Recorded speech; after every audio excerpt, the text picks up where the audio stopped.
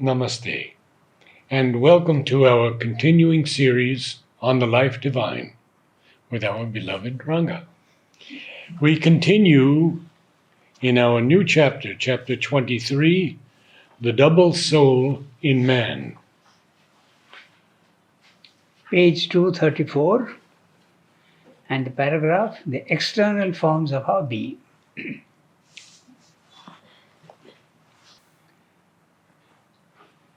The external forms of our being are those of our small egoistic existence.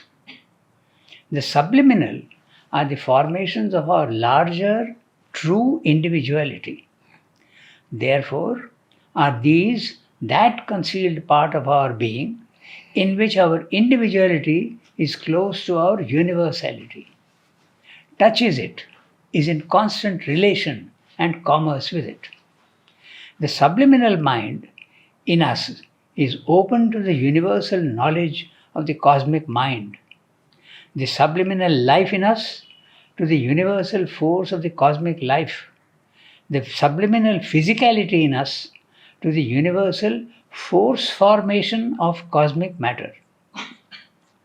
The thick walls which divide from these things our surface mind, life, and body, and which nature has to pierce with so much trouble, so imperfectly, and by so many skillful, clumsy physical devices, are there in the subliminal only a rarefied medium at once of separation and communication.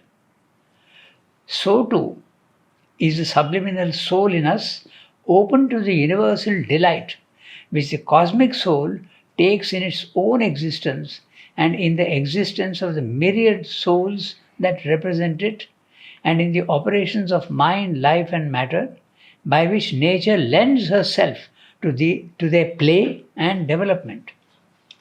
But from this cosmic delight, the surface soul is shut off by egoistic walls of great thickness, which have indeed gates of penetration, but in their entry, through them, the touches of the divine cosmic delight becomes dwarfed, distorted, or have to come in masked as their own opposites.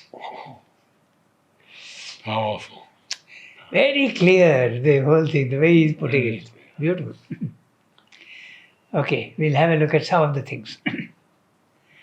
The external forms of our being are those of our small egoistic existence. The external forms, body, mind, life. Very clear. The subliminal, the inner mind, inner vital, inner physical, are the formations of our larger, true individuality.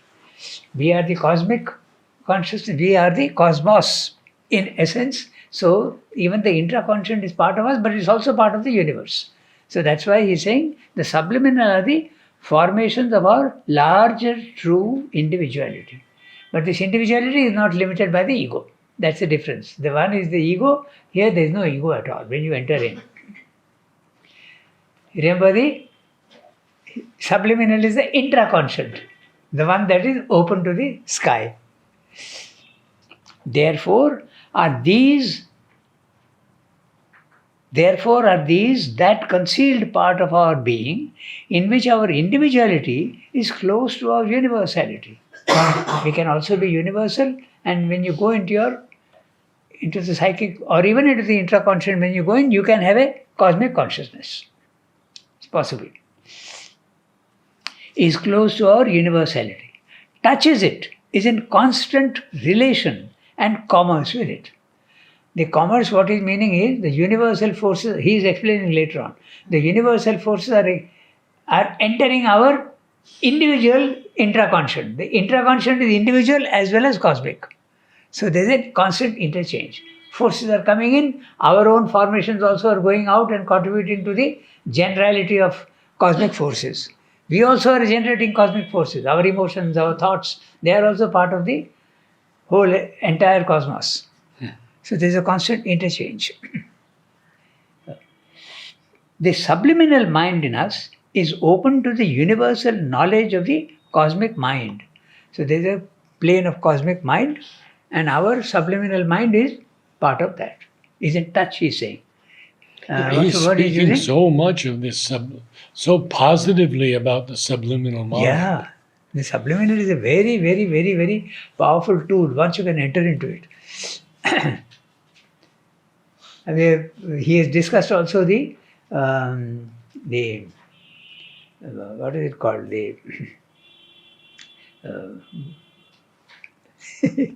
The method of what do you call it? Recall? No, this making you go into your intraconscious Yoga with the Yoga Nidra? No, the English word you're saying. Hypnosis. Hypnosis. hypnosis is what I'm looking for. Mhm.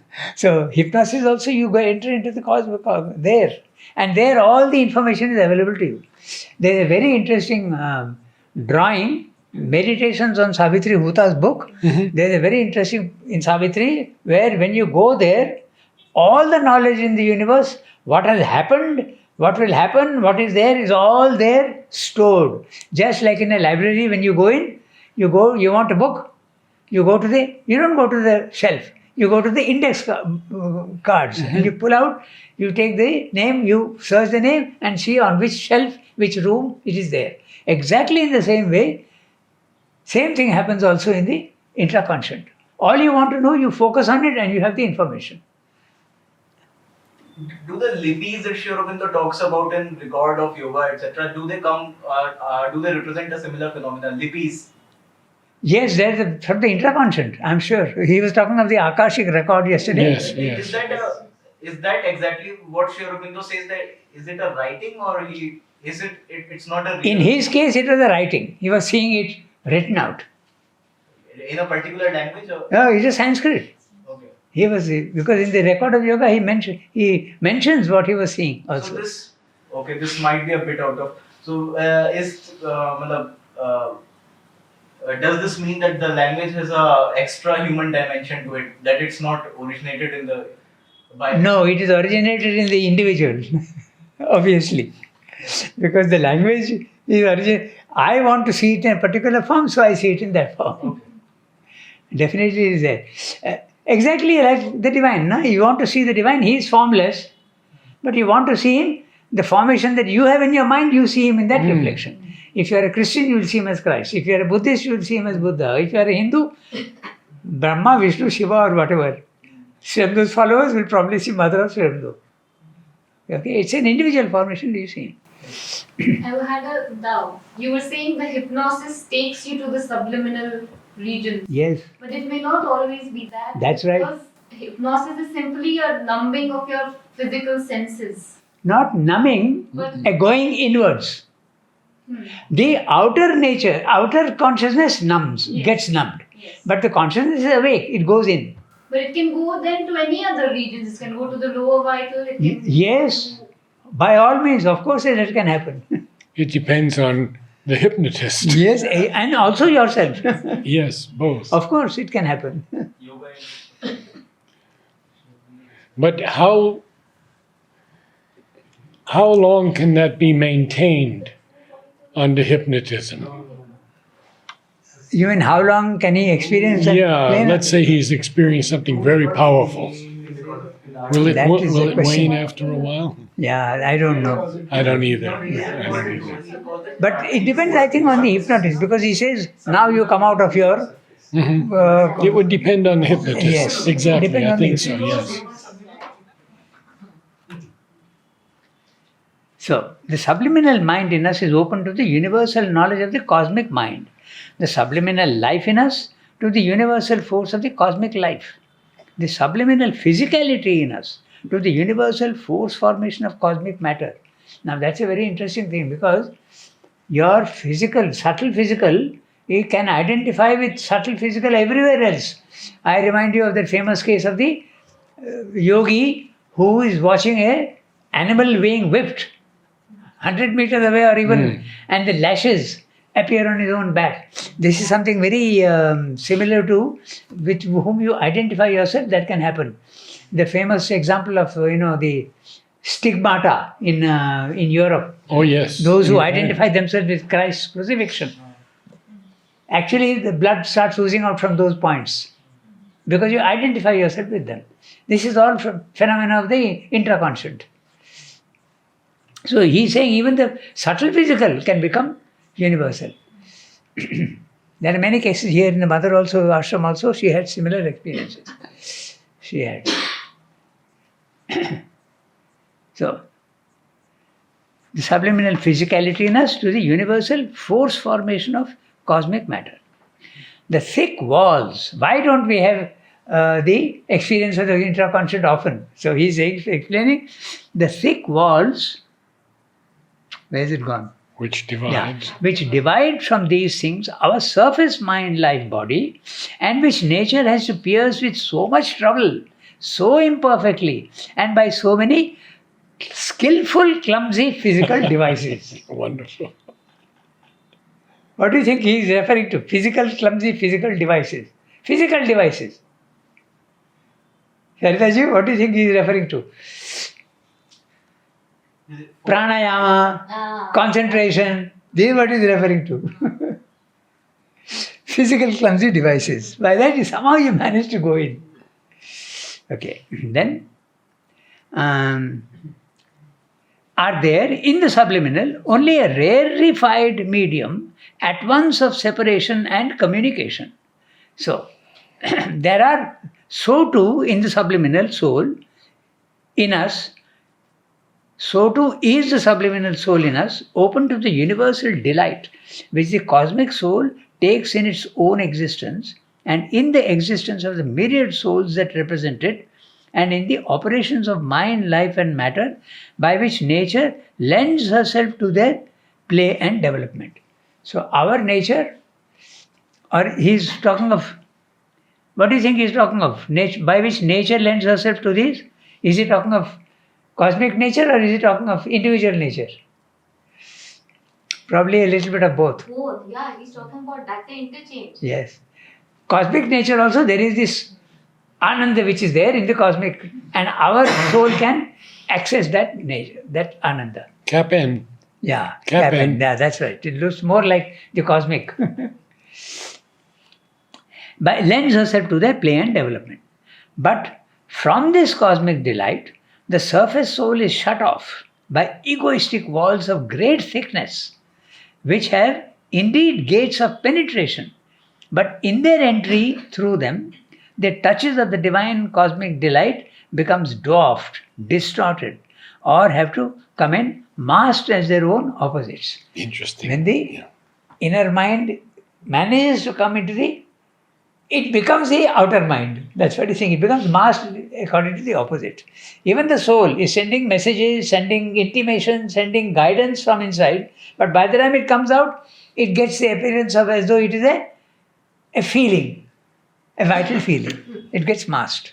That's what he says. It's not only feelings, but it could also be distortion. Yes, that's also Something it there. that's coming from inside is a delight. Yes. Because it's not acceptable to my surface vital, it may turn into opposite of delight. Yes. It may be very painful to me. And if Could it be is could be a distorted, pleasure. Could be a pleasure, an egoistic pleasure. Yeah. and if it is distorted, you can interpret it wrongly also. Yes. That also can happen. In fact, the same phenomenon not in the intraconscious but from the intuitive plane of consciousness, Ramdo says, intuition is always coming into the mind. But by the time it comes into the mind is of a thicker substance. So it becomes embedded in the thicker substance and it seems to be merely a thought and not an intuition. His description is very, very vivid. Intuition is a rare medium. By the time it comes into our mind, which is a thicker and denser substance, it seems to be a thought, mere thought, and not an intuition. The intuition is a different quality. So, question. Dylan Thomas, a great poet, drinker, smoker, womanizer, yet the incredible poetry came through that. How? I have not read anything of Dylan Thomas, Oh. so who is interpreting that it's of a very high type of poetry? You have read his poems? Oh, I've read And from they're many, really... very, very powerful. Okay. Yes. So, Do not go gentle into that good night. Rage, rage against the dying of the light. That's talking to his father as he's dying. Powerful poetry. I think Mother has discussed it in certain places that artists do have this, often have a problem of vital discipline. And that often gives them a freer nature. That's why art comes through that, and they can't restrict themselves through, those strict moral.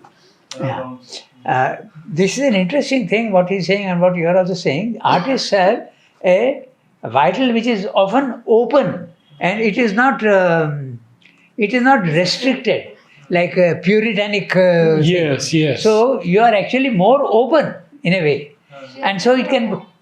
Aurobindo has said in one place when one disciple talked about how can you call these people great, they were immoral and also he says, who says that greatness has anything to do with morals? Exactly. Yes. So it is your impact in the world, and Yes. if it's taking the world in the right direction, then what your morals are is not the question But here. in this case, where he says the thick walls, how does it get through? Now, in that case, the Walls thick will have a hole in it. the thick walls are not there in the vital. That's what probably it means. And he is also telling you that there are gates of entry, na? He's saying that there are gates of entry. Gates of entry. Yeah. But What's the he's- word he's using? The thick wall is still there, but there are gates of entry. Yes. So it can get through. In fact, our morality has nothing to do with spiritual development. In fact, Mozart was getting inspiration from the illumined plane in all his compositions, but he had completely immoral in his outer life. So Who? Mozart, I was. Amoral. Well, we don't know about Yeah. moral, immoral, Yeah. whatever, but Yeah. the point is his behavior was not something you would say moral. So, In fact, Mother often says that those who are considered not at all virtuous are more open than those who are very, very virtuous and very, very restricted in their movements. Yeah. But speaking of walls, I had one question today. I was reading about the wall that formed between Savitri and Satyavan after death has been destroyed. Do you have any thought on that? No, Why was there a wall? I didn't follow. I can't You say know what anything I about mean, that. Narad? You know that Yes. passage? Yes, but it's just the wall of death that she has to pierce through to meet death on his own terms and on her terms. So at one point, you see, death is in front, and Satyavan and Savitri are behind. And then at another point, she's ahead. It's Yeah. very, very interesting Yeah. because she's already beginning to overcome death. This gates of entry that he's talking about is also, we know exactly that you have to concentrate here in the solar Yes. plexus. That's one gate of entry. This is the other gate of entry. Of course, this goes to the superconscious and this goes to the intraconscious. But these are gates of entry into these. Ah, I think another example in this yoga is that certain people are not very accomplished yogis in the regular sense of the word, but they have certain experiences when they call the mother. So that can be called because things align within their consciousness when it comes to the mother, remembering the mother. So that is their gateway to that. Now, I think there's gateway above the head also. Yes. Mother told me that. Ah. She said the music is there waiting to Yes, come down. that's right. All these things are there All these waiting. things are Yeah, there, exactly. Knowledge also is there. Knowledge, music. Yes. Next para. So we read the next para. It follows that in this surface or desire soul, there is no true soul life, but a psychic deformation and wrong reception of the touch of things. The malady of the world is that the individual cannot find his real soul, and the root cause of this malady is again that he cannot meet in his embrace of things outward the real soul of the world in which he lives. He seeks to find there the essence of being, the essence of power, the essence of conscious existence, the essence of delight, but receives instead a crowd of contradictory touches and impressions. If he could find that essence, he would find also the one universal being, power, conscious existence, and delight, even in this throng of touches and impressions. The contradictions of what seems would be reconciled in the unity and harmony of the truth that reaches out to us in these contacts. At the same time, he would find his own true soul and through it his self, because the true soul is his self's delegate, and his self and the self of the world are one. But this he cannot do because of the egoistic ignorance in the mind of thought, the heart of emotion, the sense which responds to the touch of things, not by a courageous and wholehearted embrace of the world, but by a flux of reachings and shrinkings, cautious approaches or eager rushes, and sullen or discontented or panic or angry recoils, according as the touch pleases or displeases, comforts or alarms, satisfies or dissatisfies. Fantastic. Okay. It is the desire soul that by its wrong reception of life becomes the cause of a triple misinterpretation of the rasa, the delight in things, so that instead of figuring the pure essential joy of being, it comes rendered unequally into the three terms of pleasure, pain, and indifference. So, we go back to the beginning? Yes. This is quite important here. Yeah. It follows that in this surface of or desire soul, there is no true soul life, but a psychic deformation and wrong reception of the touch of things. This he has discussed in great detail in the chapter, The Delight of Existence, the Problem and the Solution. The touch of things is always ananda. Whatever is coming, whether you are eating something or whether you are hearing something or whether you are feeling something or even when you are smelling something, all these things, touches which come from the physical world, have rasa in them, the essence of delight. But by the time it comes into you, your limitation gives an interpretation to these things, and your limitations interpret them often wrongly. That's what he is saying. So in the other chapter, he says very clearly, remove your limitations and enlarge yourself, you'll get the rasa of everything. There'll be nothing unpleasant. In that chapter he says that. So it follows that in this surface of desire soul, there is no true soul life but a psychic deformation and wrong reception of the touch of things.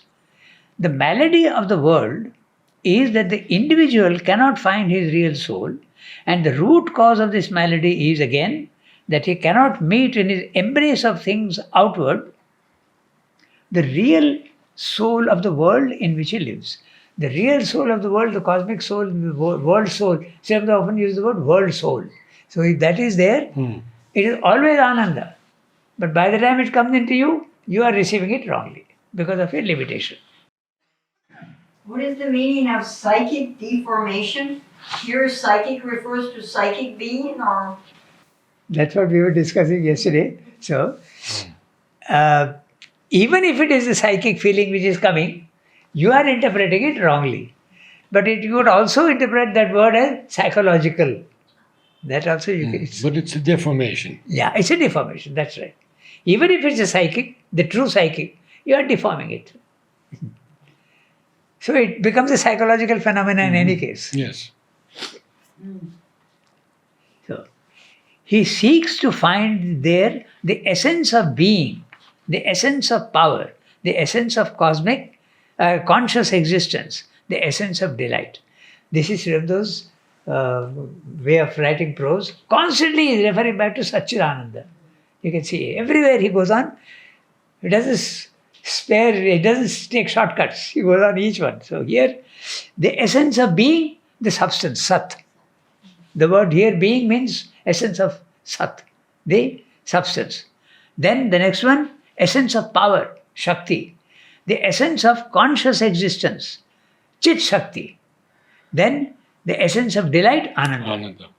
But receives instead a crowd of contradictory touches and impressions. By the time it comes into you, they become contradictory impressions only, not the real thing.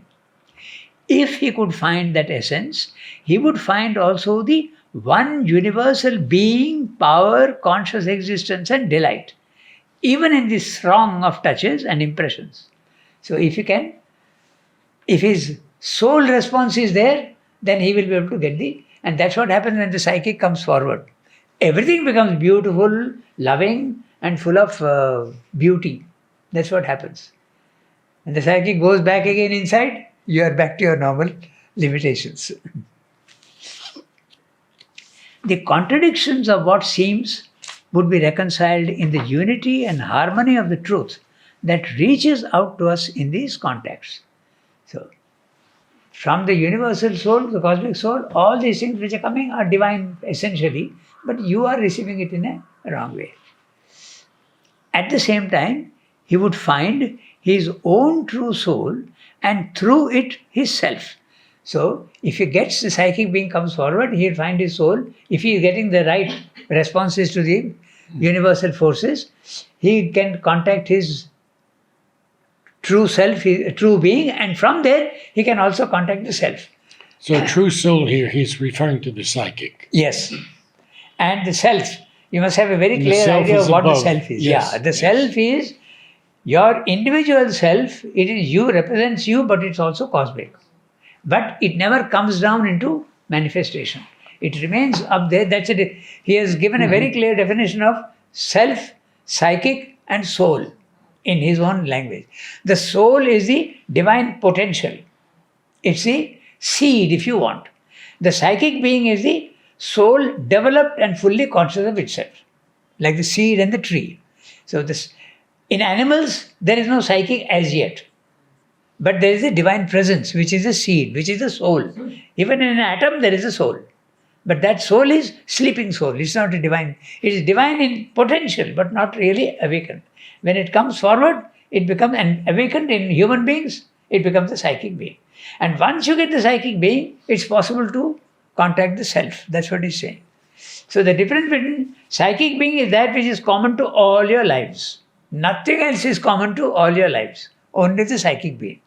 It is that the thread on which all the beads of all your lives are threaded. Psychic is the one that connects everything. And the self is that which stands above, never comes down, but supports you from on top. And once you get yourself, you are in the cosmic consciousness and your ego disappears. And you are in absolute calm and peace. And sometimes Ananda can be there, sometimes Ananda need not be there. For the first experience, there was no Ananda. Yes, that's right. It was only peace and freedom.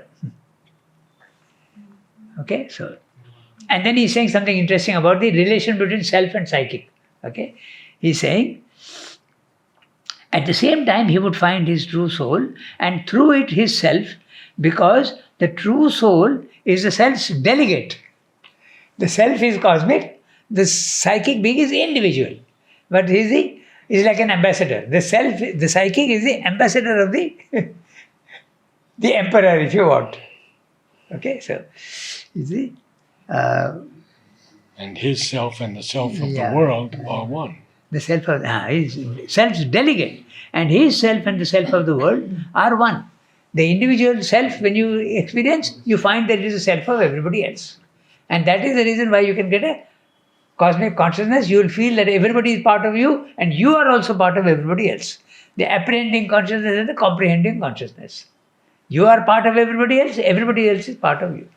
So if there is beautiful sonnets, the cosmic consciousness, where he feels that the largest stars in the universe are burning within him.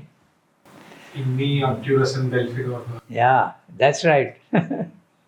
So that's one thing. And also it is that experience with Sri Krishna, also the same experience. He's eating mud and Yashoda says, "What are you doing? Open your mouth." And she sees the whole universe in his mouth. Again, the same symbol.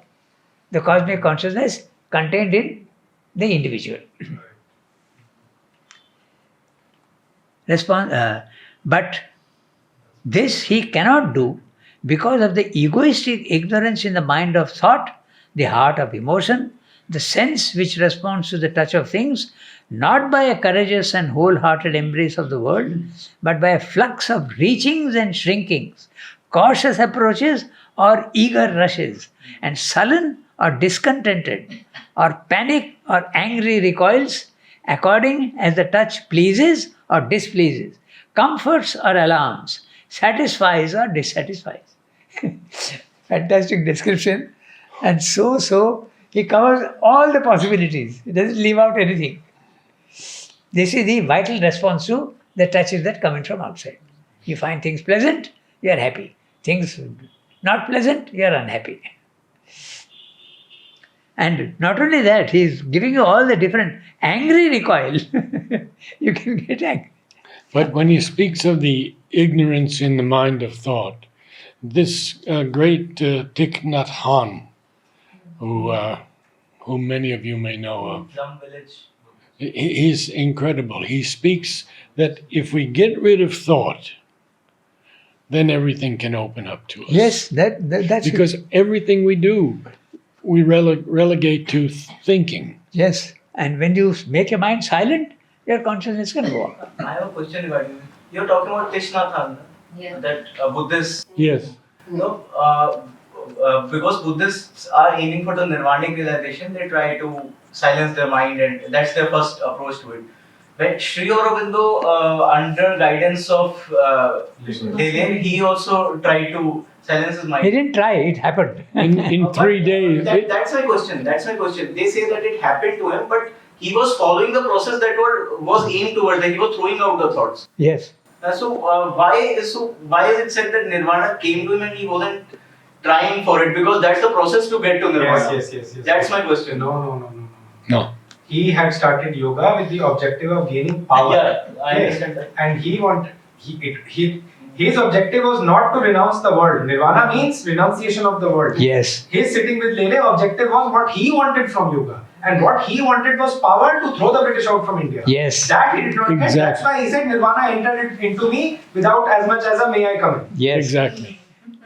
Without even buy or leave. He said Okay, my confusion here was because even for Nirvanic sadhana, what Buddhists do is they throw away their thoughts and other processes like And that. this is there in the Gita, Nakinchidapi Chintayet. He has written an essay on this. Atma Samtham Manakritva, Nakinchidapi Chintayet. That's linked to Brahma Nirvana in the Gita, Yes. which is similar to the in the Buddhist tradition, that is the aim. Yes. Get rid of suffering by going to the self. That's enough. Liberation. But in Sri Aurobindo's case, it is not that. After getting that, you come back into the physical world. You don't reject the physical world. In the Buddhist tradition, that's the end of the sadhana. But here it is quite different. He wants to get that. That's the beginning of his whole movement. After that, get all the power and everything and come down here. I mean, I understand that. My basic question was, why was it unexpected? That is my. He didn't expect Because he it. didn't want that, no? He didn't want He it. wanted power to work and act in the world. He wanted power. He didn't want peace. Yes. And He was told to follow a procedure. He And followed he also it. says that it didn't happen by my own effort. It was, he says from the grace of Mahakali and Krishna. Exactly. Very clearly it is there. The grace of the eternal Brahman. And he says because it had been done by thousands before me, so the divine didn't want me to waste time repeating the same thing. But That's why it was done just like the this. effort of throwing. I get questions all the time. Why do we have to come back? But we don't have to. No, come you back. don't have to. We have the choice. Yes, exactly. And the Buddhists choose. The ascetic chooses not to come back. Yes. He prefers a dissolution into the infinite. Sri Aurobindo clarifies this to a sadhak in a letter. He says that you must get rid of the sanskara that you don't have a choice to come back. If you are doing the integral yoga, not if you are not doing. If you are doing my yoga, get rid of that idea that you must have liberation. And regarding the dissolution, Rangada, in the hour of God, Parabrahman and Mukti, in that he has given 4 or 5 ways in which you can get that dissolution. He gives it. It's Sat, it's Asat, it's like this, it's like that, very clearly. But he says, in my yoga, I want to be a Jivan Mukta and I want to act in the world. He says, I want release in the world rather than release outside. That's right. Correct. Where are we now? It is the desire soul. That fantastic. It is The language is desire absolutely soul. fantastic. Yes, yes. So, dissatisfies. Now, the next sentence is, it is the desire soul that by its wrong reception of life becomes the cause of a triple misinterpretation of the rasa. The delight in things, so that instead of figuring the pure essential joy of being, it comes rendered unequally in the three terms of pleasure, pain, and indifference. That's the triple misinterpretation. Ananda becomes mere pleasure, Ananda becomes pain, and also sometimes a neutral state. That's the whole problem. It gets distorted into this. But if the psychic comes forward, even that which is unpleasant, behind that you can see that there is something, there is a Ananda. So, we have seen, when we considered the delight of existence in its relations to the world, that there is no absoluteness or essential validity in our standards of pleasure, pain, and indifference, that they are entirely determined by the subjectivity of the receiving consciousness, and that the degree of either pleasure and pain can be heightened to a maximum or depressed to a minimum, and even effaced entirely in its apparent nature. Pleasure can become pain or pain pleasure because in their secret reality they are the same thing, differently reproduced in the sensations and emotions. Indifference is either the inattention of the surface desire soul in its mind, sensations, emotions, and cravings to the rasa of things, or its incapacity to receive and respond to it, or its refusal to give any surface response, or again its driving and crushing down of the pleasure or the pain by the will into the neutral tint of unacceptance. In all these cases, what happens is that either there is a positive refusal or a negative unreadiness or incapacity to render or in any way represent positively on the surface something that is yet subliminally active. He has taken a whole chapter, the delight of existence, the solution. He has put it here in a one para. Essentially, what he is saying, that there is rasa and ananda everywhere in the physical world. When you are receiving it, it is your subjective reception of it that is causing the pain and the problem because of your limitation of consciousness. One very easy example which we give, we don't have a fan here, but if you have a fan whirling at a fixed rate of speed, in summer you will find it pleasant. That same fan with the same speed in winter you will find it unpleasant. So there is ananda is not coming, or pain is not coming from the fan. It's coming from your condition. It's a subjective condition. Yes. That's exactly what he's saying. So change your psychological condition, you will get everything ananda. That's basically what he's saying. But the rasa is always, there is no pain. Pain has not been created by the divine. It's your capacity to receive in ignorance and limitation that is causing the problem. Get rid of your ignorance, no pain. That's a Buddhistic solution. You go to the self, you are out of touch with your body-mind life. The pain is in the body-mind life, you are out of pain. That's a Buddhistic solution.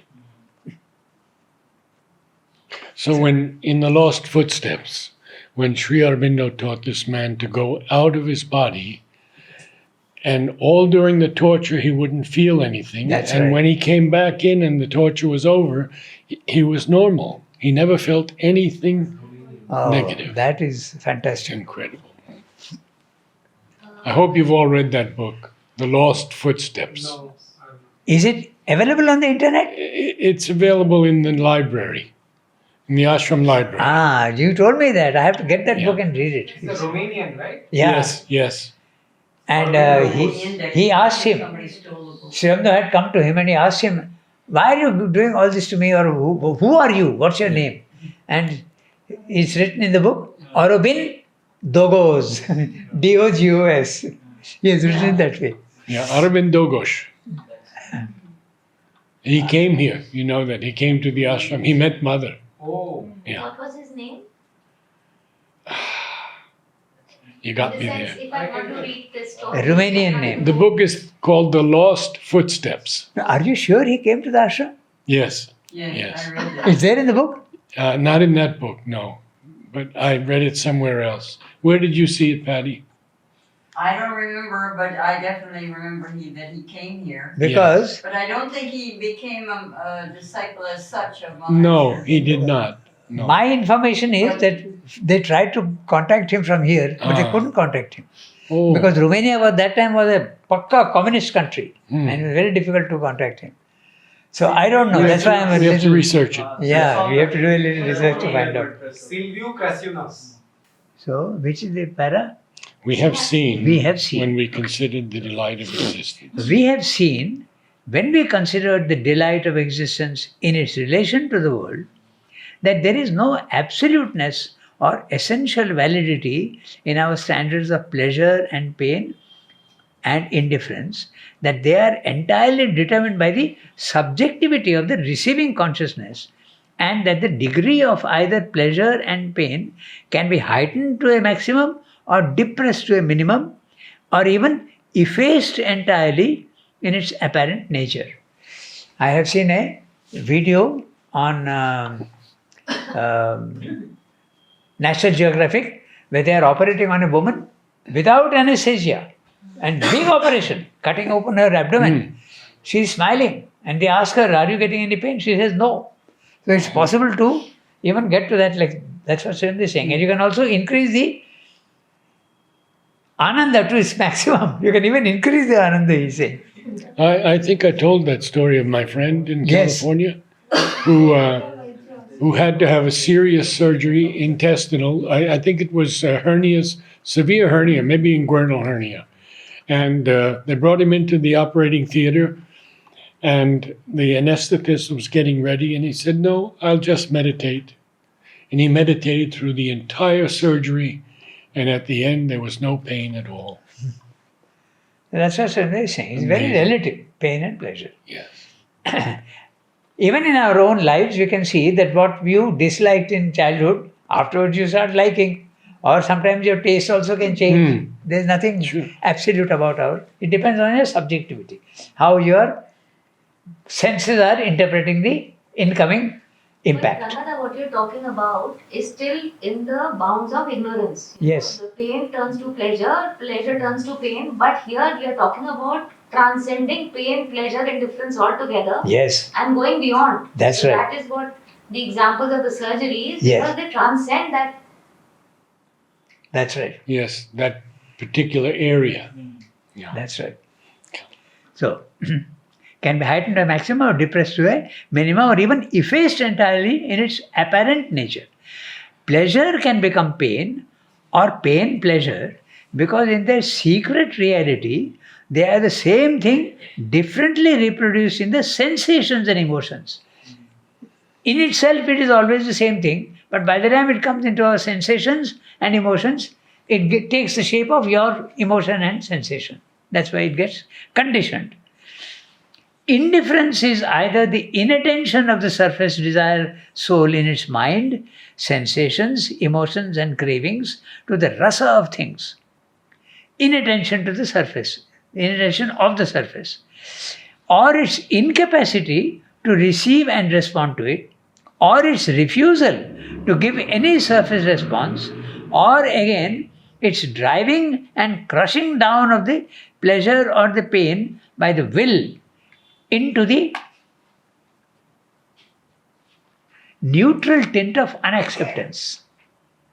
In all these cases, what happens is that either there is a positive refusal or a negative unreadiness or incapacity to render or in any way represent positively on the surface something that is yet subliminally active. So he seems to suggest that you have the power to refuse the incoming thing.